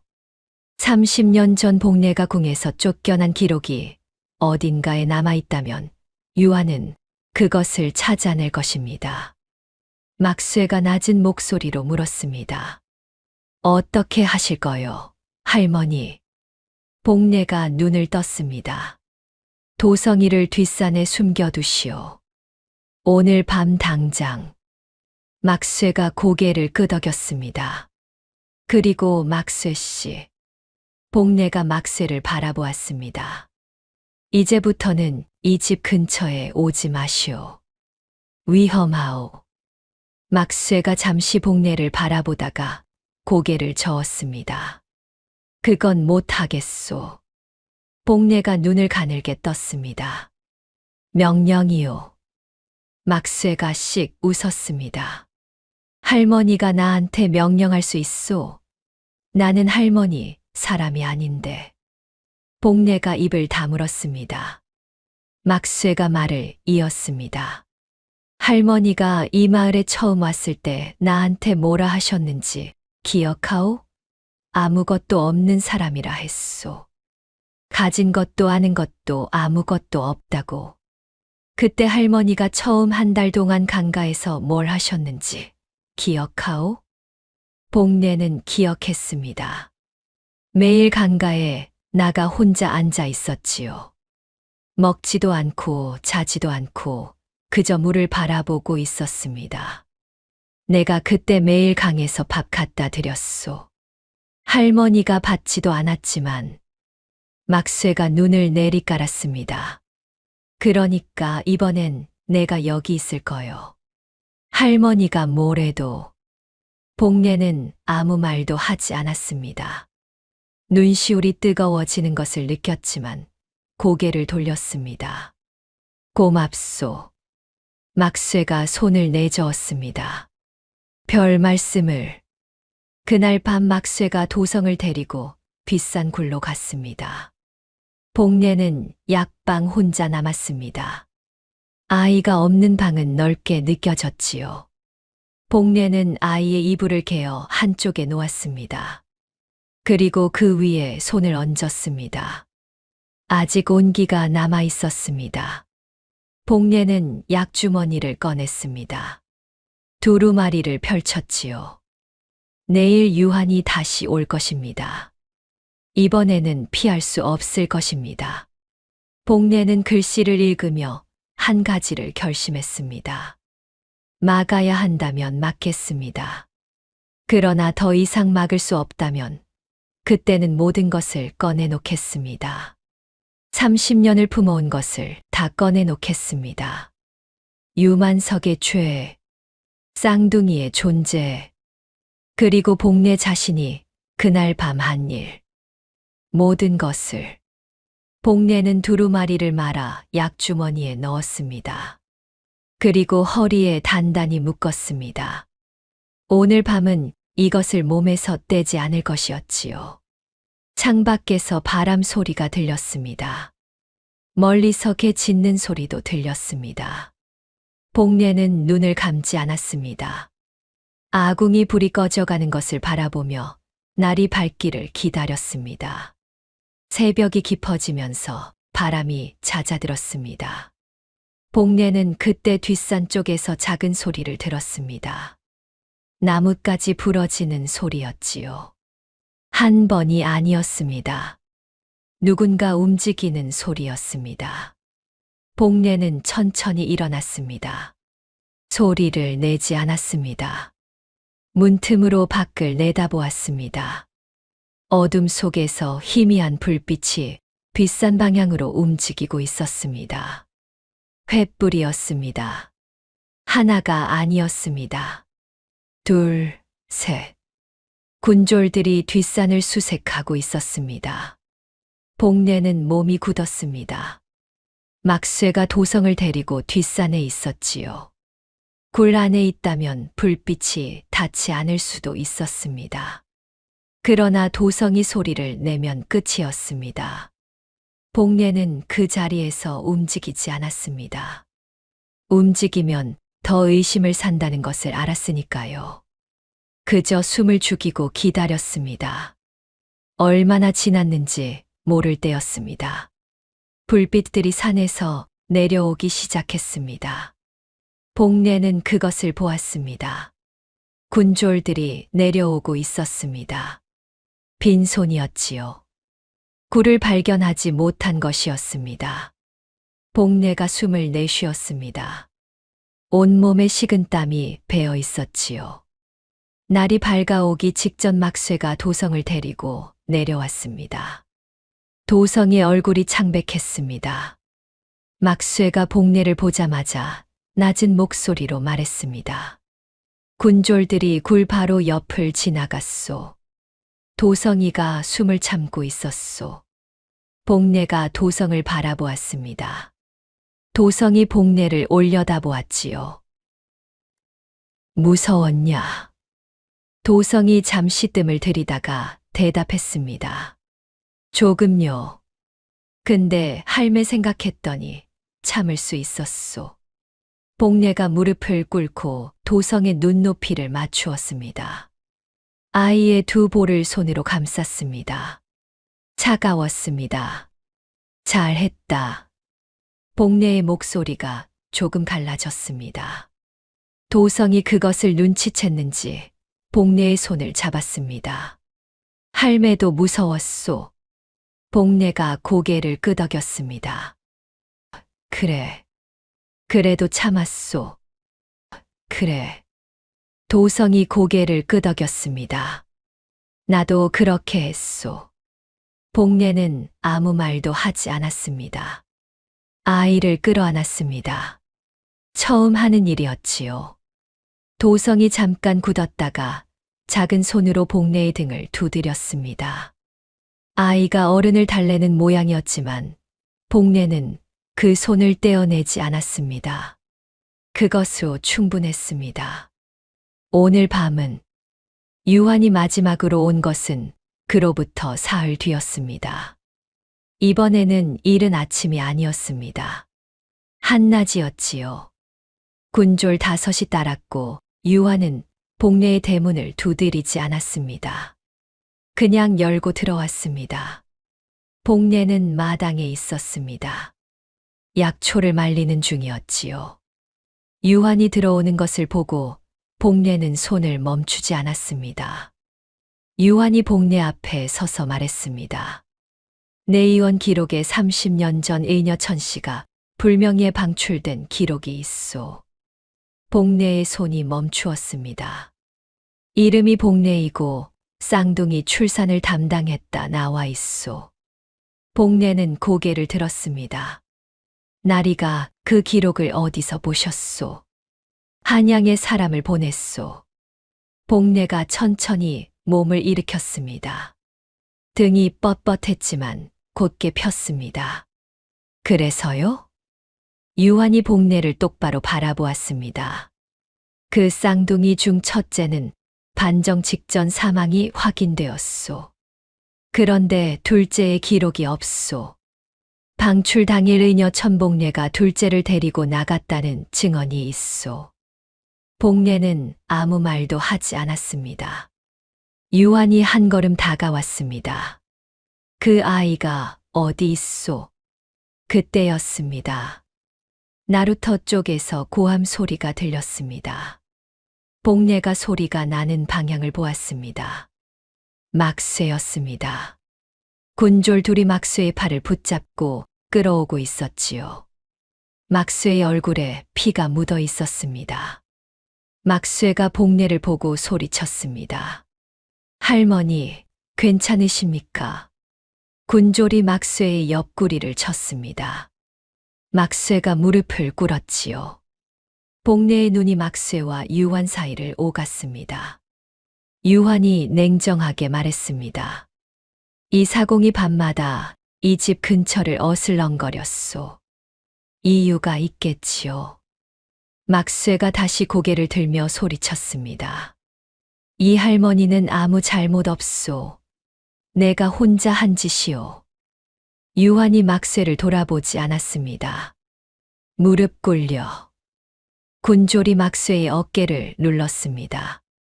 막쇠가 이를 악물었지요. 복내는 그것을 보았습니다. 막쇠의 등에 흙이 묻어 있었고 오른쪽 눈 위에서 피가 흘렀습니다. 10년을 함께한 사람이었습니다. 복내가 이 마을에 처음 왔을 때 말없이 강가에 밥을 갖다 놓던 사람이었지요. 복내의 가슴이 조여들었습니다. 유환이 다시 복내를 돌아보았습니다. 마지막으로 묻겠소. 그 아이가 어디 있소? 복내는 대답하지 않았습니다. 유환이 고개를 끄덕였습니다. 수색하라. 군졸들이 약방으로 들이닥쳤습니다. 방 안을 뒤집었습니다. 이불을 걷어내고 장을 열었습니다. 약초 더미를 쓸어냈습니다. 뒷곁으로 돌아갔습니다. 장독대를 들었습니다. 도성은 없었습니다. 뒷산 굴에 있었으니까요. 군졸 하나가 유한에게 보고했습니다. 없습니다. 유한이 복내를 바라보았습니다. 복내는 유한의 눈을 마주 보았습니다. 그때 뒷문 쪽에서 소리가 들렸습니다. 작은 발소리였습니다. 복내가 소리가 나는 쪽으로 고개를 돌렸습니다. 뒷문이 조금 열려 있었습니다. 그 틈 사이로 작은 얼굴이 보였습니다. 도성이었습니다. 막쇠의 고함 소리를 들었는지 굴에서 나온 것이었습니다. 아이의 눈이 복내를 찾고 있었지요. 복내와 눈이 마주치자 도성이 한 걸음 발을 들었습니다. 복내가 손을 들었습니다. 오지 말라는 신호였습니다. 그러나 이미 늦었습니다. 군졸 하나가 소리쳤습니다. 저기 있습니다. 유환이 고개를 돌렸습니다. 도성이 뒷문 앞에 서 있었습니다. 흙이 묻은 얼굴, 헝클어진 머리, 겁에 질린 눈. 그러나 복내를 향한 눈빛만은 또렷했습니다. 군졸이 도성에게 달려가려 했습니다. 복내가 그 앞을 막았습니다. 몸으로 막은 것이었지요. 군졸이 복내를 밀었습니다. 복내가 비틀거렸습니다. 그래도 비키지 않았습니다. 유한이 손을 들어 군졸을 세웠습니다. 그리고 복내를 바라보았습니다. 복내는 유한의 눈을 마주 보았습니다. 발 아래 흙이 단단했습니다. 등 뒤에서 도성이 복내의 치마를 잡았지요. 복내는 그 손이 느껴졌습니다. 이제 더 이상 피할 곳이 없었습니다. 복내가 입을 열었습니다. 내가 그날 밤 아이를 2번 받아 안았다는 걸 유만석은 죽을 때까지 몰랐겠지요. 방 안이 조용해졌습니다. 막쇠도 군졸들도 움직임을 멈추었습니다. 유한의 얼굴이 굳었습니다. 무슨 말이오? 복내가 약주머니를 꺼냈습니다. 안쪽에서 두루마리를 꺼냈지요. 30년을 품어온 것이었습니다. 여기 있소. 모든 것이. 유한이 복내를 바라보았습니다. 그 눈빛이 처음으로 흔들렸습니다. 두루마리를 이리 내시오. 복내가 두루마리를 가슴에 안은 채 고개를 저었습니다. 이것은 나리에게 드리는 것이 아니오. 나리가 이 자리에서 우리를 해치지 않겠다고 약속한다면 이야기를 하겠소. 유한의 눈이 가늘어졌습니다. 협박이요? 복내가 목소리를 낮추었습니다. 부탁이요.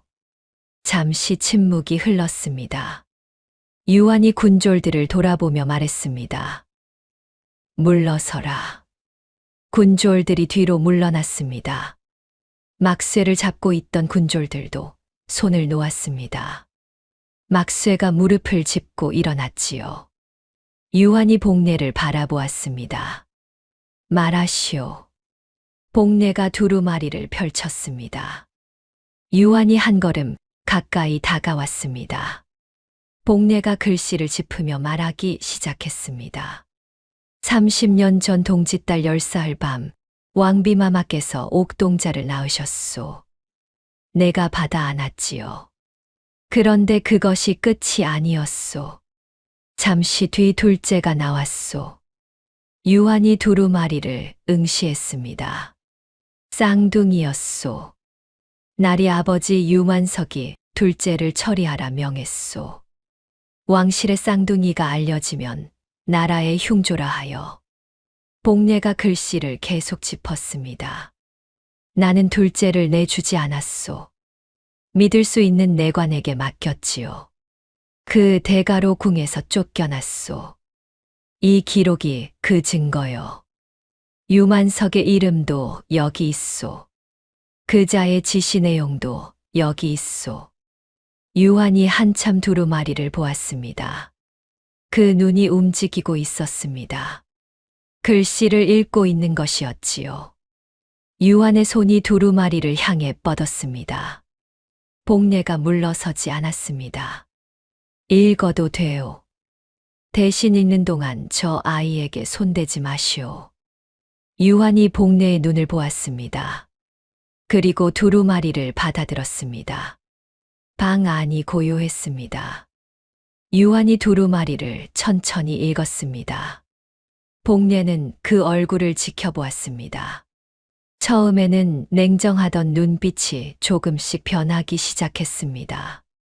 뭔가를 인식하는 눈빛이었지요. 그리고 마지막 부분을 읽을 때 유한의 손이 미세하게 떨렸습니다. 유한이 두루마리를 내렸습니다. 복례가 말했습니다. 날이 아버지가 왜 둘째를 없애려 했는지 아시오? 유한이 대답하지 않았습니다. 복례가 계속했습니다. 당시 반정을 준비하던 세력이 있었소. 날이 아버지는 그 세력의 일원이었소. 왕손이 둘이면 반정 후 정통성 문제가 생기오. 그래서 둘째를 미리 없애야 했던 것이오. 유한의 얼굴이 굳었습니다. 거짓말이오. 복례가 고개를 저었습니다. 두루마리에 적혀 있소. 유만석이 내게 한 말을 그날 밤 내가 직접 적은 것이오. 30년 전이지만 글씨가 지워지지 않았소. 유한이 다시 두루마리를 펼쳤습니다. 한 대목을 다시 읽었습니다. 그리고 눈을 감았습니다. 복례는 그 모습을 지켜보았습니다. 유한이 눈을 뜨지 않은 채 낮게 말했습니다. 아버지가. 복례가 조용히 대답했습니다. 그렇소. 유한이 눈을 떴습니다. 그 눈이 복례를 보았습니다. 무언가가 무너지고 있는 눈이었습니다. 복례는 그것을 알았습니다. 30년을 믿어온 것이 흔들리는 순간의 눈빛이었지요. 그때 도성이 복례의 치마를 잡아당겼습니다. 복례가 고개를 돌렸습니다. 도성이 복례를 올려다보고 있었지요. 아이의 눈이 유한을 향하더니 다시 복례를 향했습니다. 그리고 조용히 물었습니다. 저 사람 울어요? 복례가 유한을 보았습니다. 유한은 울지 않았습니다. 그러나 복례는 알 수 있었지요. 그 눈 안에서 무언가가 무너지고 있다는 것을. 복례가 도성에게 작게 말했습니다. 아직 모른다. 그것이 복례의 솔직한 대답이었습니다. 유한이 어떻게 할 것인지 복례는 아직 알지 못했습니다. 두루마리를 읽었다고 해서 마음이 바뀌는 것은 아닐 수 있었으니까요. 복례는 그저 기다렸습니다. 숨을 죽이고 유한이 오랜 침묵 끝에 입을 열었습니다. 이 기록이 진짜라면 복례가 대답하지 않았습니다. 유환이 말을 이었습니다. 내 아버지는 역적이오. 복례가 조용히 말했습니다. 나리가 그것을 어떻게 할지는 나리가 결정할 일이오. 유환이 두루마리를 복례에게 돌려주었습니다. 복례가 받아들었지요. 유환이 뒤로 돌아서서 군졸들에게 말했습니다. 오늘은 여기까지다. 물러서라. 군졸들이 어리둥절한 얼굴로 움직였습니다. 막쇠가 복례를 바라보았습니다. 복례는 고개를 끄덕였습니다. 일단 넘어간 것이었지요. 유환이 문 밖을 나서려다 걸음을 멈추었습니다. 그리고 복례를 돌아보지 않은 채 말했습니다. 사흘 뒤에 다시 오겠소. 그것이 전부였습니다. 유환은 그대로 나갔습니다. 복례는 그 자리에 한참 서 있었습니다. 다리에 힘이 없었습니다. 무릎을 꿇지 않으려고 이를 악물었지요. 도성이 복례의 손을 잡았습니다. 할매, 괜찮아요? 복례가 도성의 손을 꼭 쥐었습니다. 그래. 막쇠가 다가왔습니다. 얼굴에 피가 굳어 있었지요. 복례가 막쇠를 바라보았습니다. 다치셨소? 막쇠가 손을 내저었습니다. 별것 아니요. 복례가 부엌으로 가서 약을 꺼냈습니다. 막쇠를 마루에 앉히고 상처에 발랐습니다. 막쇠가 아프다는 내색 없이 앉아 있었습니다. 복례가 약을 바르면서 낮게 말했습니다. 미안하오. 막쇠가 고개를 저었습니다. 제가 선택한 것이오. 복례는 더 말하지 않았습니다. 손이 조심스럽고 정확하게 움직였습니다. 오랜 의녀의 손이었지요. 도성이 옆에 서서 막쇠를 걱정스럽게 바라보았습니다. 아파요? 막쇠가 도성을 보며 눈을 웃었습니다. 안 아파. 도성이 고개를 갸웃했습니다. 거짓말이오. 아플 것 같아 보여요. 막쇠가 웃음을 터뜨렸습니다. 복례도 입끝이 올라갔습니다. 사흘. 유환이 사흘 뒤에 온다고 했습니다. 그 사흘 안에 유환이 어떤 결심을 내릴지 복례는 알지 못했습니다. 두루마리를 보았다고 해서 아버지를 배신할 수 있는 사람인지 복례는 알지 못했지요. 그러나 복례는 한 가지를 보았습니다. 두루마리를 읽는 유환의 손이 떨렸습니다. 그 떨림이 거짓은 아니었습니다. 복례는 그것에 걸기로 했습니다. 달리 걸 것이 없었으니까요. 사흘이 지났습니다. 복례는 그 사흘 동안 잠을 거의 자지 않았습니다. 낮에는 약초를 손질했고 밤에는 아궁이 앞에 앉았지요. 도성은 곁에서 함께 잤습니다. 아이의 숨소리가 고른 것을 확인한 뒤에야 복례는 눈을 감았습니다. 사흘째 밤이었습니다. 복례는 품속에서 두루마리를 꺼냈습니다. 그리고 그 옆에서 다른 것을 하나 더 꺼냈습니다. 낡은 종이었습니다. 30년이 지났지만 글씨는 흐리지 않았지요. 주라간의 노고를 잊지 않겠노라. 선왕의 어필이었습니다. 복례가 궁에서 나오던 날 받은 것이었지요. 선왕은 그것을 썼을 때 복례가 자신의 아들을 살렸다는 것을 몰랐습니다. 복례의 손이 그 글씨 위에 얹혔습니다. 노고를 잊지 않겠다 하셨는데 복례가 눈을 감았습니다. 당신의 아드님이 지금 제 등 뒤에서 자고 있습니다. 살아 있습니다. 제가 지켰습니다. 이것이 제가 갚을 수 있는 전부입니다. 복례의 눈에서 눈물이 흘렀습니다. 30년 만에 처음 흘리는 눈물이었지요. 소리 없이 볼을 타고 내려왔습니다. 복례는 한참 그렇게 앉아 있었습니다. 그리고 눈물을 닦았습니다. 손등으로 조용히 닦았지요. 내일 유한이 옵니다. 복례는 두 종이를 모두 약주머니에 넣었습니다. 그리고 눈을 들어 도성을 바라보았습니다. 아이는 자고 있었습니다. 이불이 턱까지 올라와 있었고 오른쪽 볼에 보조개의 자국이 몇 개 남아 있었습니다. 잠결에도 평온한 얼굴이었지요. 복례는 도성의 이불을 여미었습니다. 갚을 빚이 있다. 막쇠가 왜 이리 사느냐고 물었을 때 복례는 그렇게 대답했습니다. 이제 복례는 알았습니다. 그 빚은 돈이 아니었고 목숨도 아니었습니다.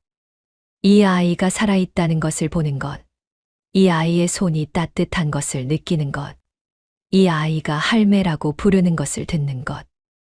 그것이 복례가 30년을 버텨온 이유였습니다. 복례는 날이 밝기를 기다렸습니다. 이튿날 낮, 유한이 왔습니다. 이번에는 군조를 데려오지 않았습니다. 혼자였습니다. 유한이 복례의 약방 앞에 서서 말했습니다. 들어가도 되겠소.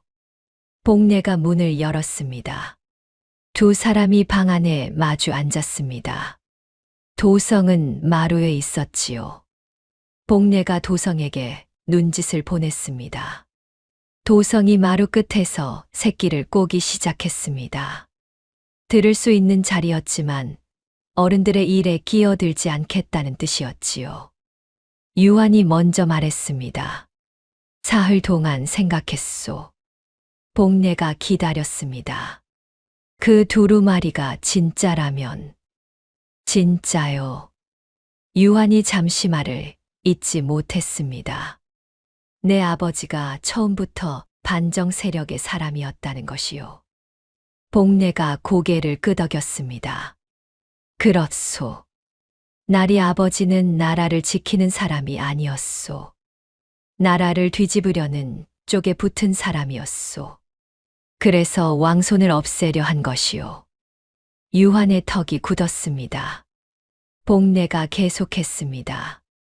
나리는 그것을 몰랐을 것이요. 나리는 그저 아버지를 따른 것이고 반정이 옳다고 믿었을 것이요. 그 믿음을 내가 틀렸다고 하는 것이 아니요. 유한이 복례를 바라보았습니다.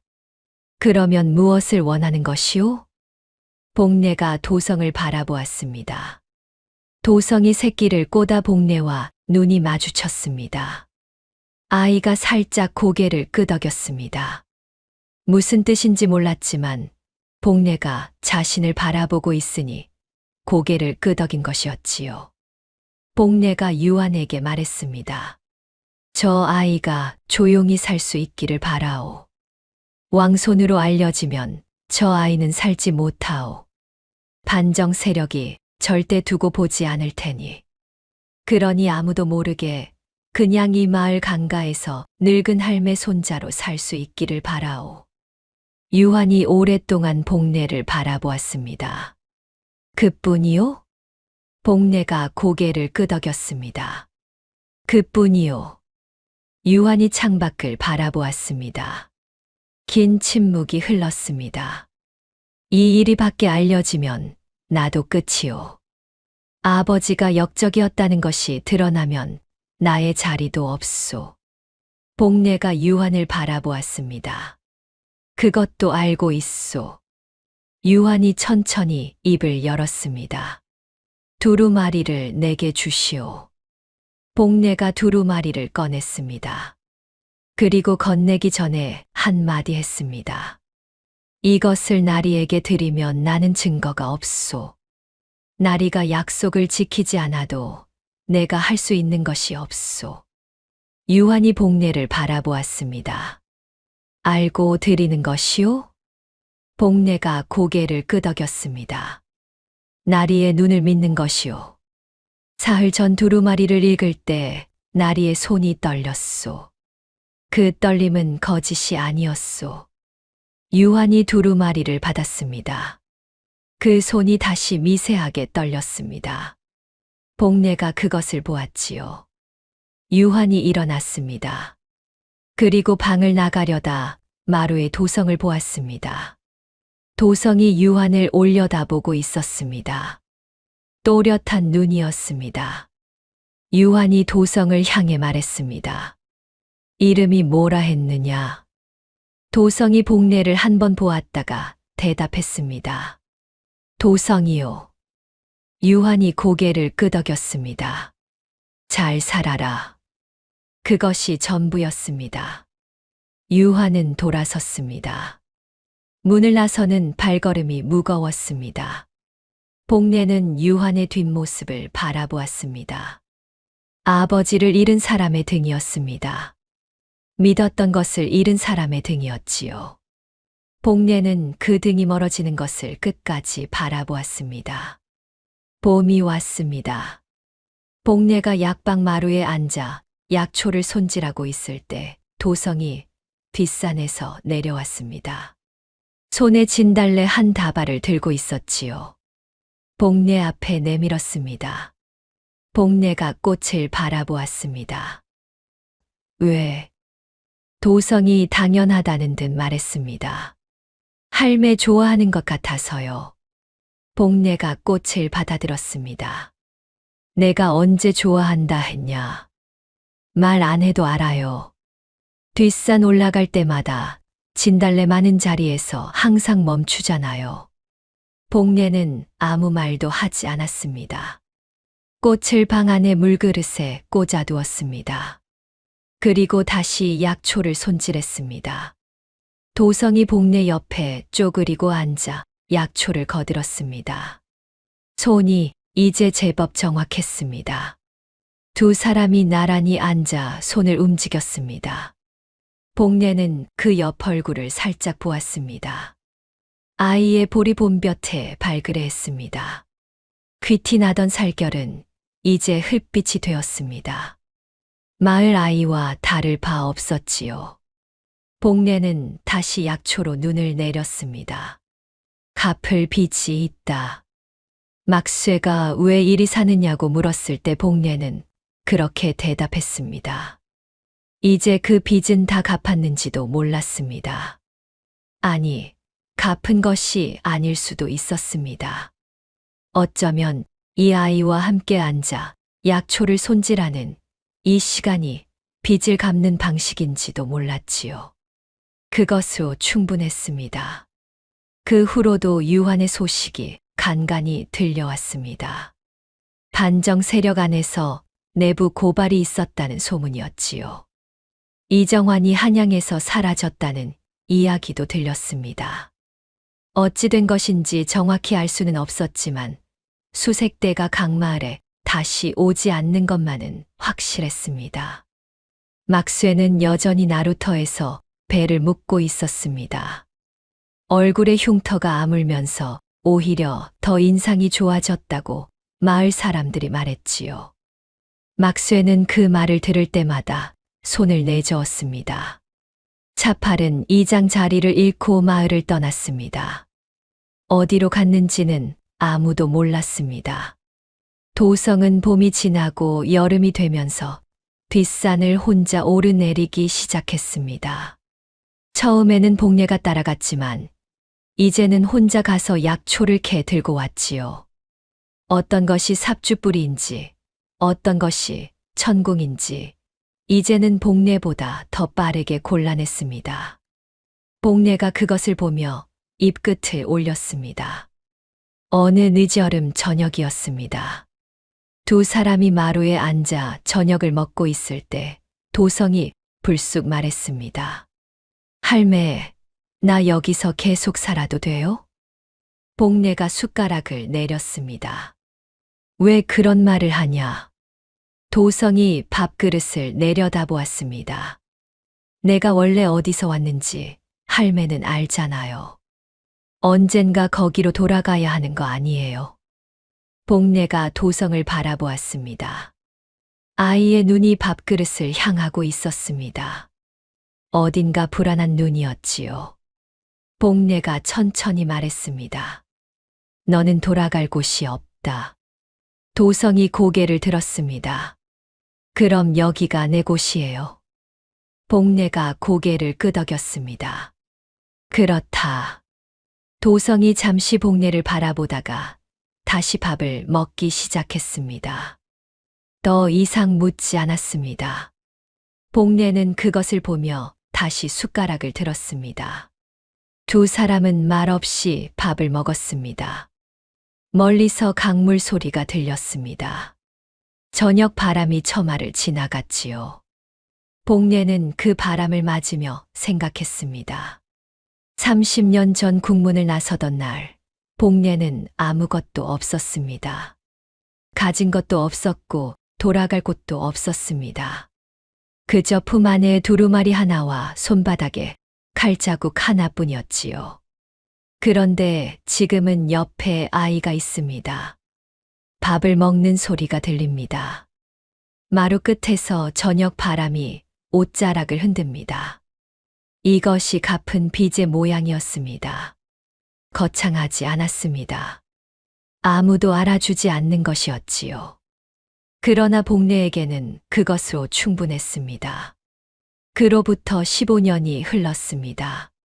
강마을의 약방은 그대로였습니다. 낡은 돌담도 처마 끝도 그대로였지요. 다만 그 안에 앉아 있는 사람이 달랐습니다. 복례는 이제 마루의 등을 기대고 앉아야 했습니다.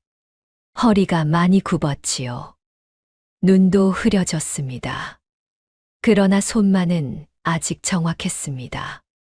약초를 고르는 손이 느리지만 틀리지 않았지요. 어느 가을 저녁이었습니다. 말발굽 소리가 들렸습니다. 하나가 아니었습니다. 여럿이었지요. 복례는 눈을 가늘게 떠서 먼 길을 바라보았습니다. 먼지가 일었습니다. 그리고 한 사내가 말에서 내렸습니다. 22살이었습니다. 키가 크고 눈빛이 또렷했지요. 오른쪽 볼에 보조개 자국이 있었습니다. 어릴 때 코를 훌쩍이던 버릇은 사라진 지 오래였지만 복례를 보는 눈빛만은 7살 그대로였습니다. 도성이었습니다. 그 뒤에 말을 탄 사람이 하나 더 있었습니다. 40 중반의 사내로 이마에 칼자국 흉터가 있었지요. 유환이었습니다. 유환은 지난 15년간 도성의 존재를 세상에 알리기 위해 조용히 움직였습니다. 두루마리에 담긴 반정의 진실을 하나씩 꺼내어 역사를 되돌렸지요. 아버지가 한 일을 아들이 바로잡은 것이었습니다. 도성이 복례 앞에 무릎을 꿇었습니다. 복례가 천천히 손을 들었습니다. 도성의 볼을 감쌌습니다. 두 손이 다 들어갔습니다. 7살 때와 달리 이제는 복례의 손보다 도성의 얼굴이 더 컸지요. 복례가 물었습니다. 추웠냐? 도성이 고개를 저었습니다. 할매가 가르쳐준 약이 있었소. 복례가 작게 웃었습니다. 도성이 복례의 손을 두 손으로 잡았습니다. 할매, 나 이제 돌아가야 해요. 복례가 고개를 끄덕였습니다. 알고 있다. 같이 가요. 복례가 도성의 손을 살짝 쥐었다가 놓았습니다. 나는 여기 있어야 한다. 도성이 복례를 바라보았습니다. 눈이 흔들렸지요. 복례가 먼저 눈을 내렸습니다. 내가 돌아가면 되는 것이다. 그것으로 충분하다. 도성은 한동안 말이 없었습니다. 그리고 천천히 일어났습니다. 복례의 손등에 이마를 댔습니다.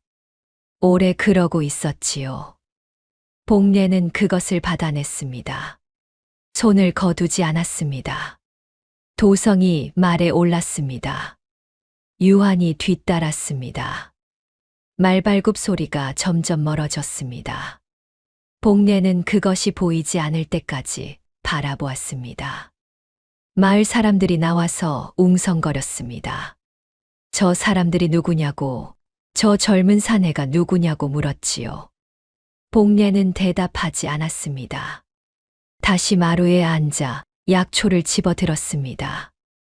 멀리서 강물 소리가 들렸습니다. 그 이후로 세상이 바뀌었습니다.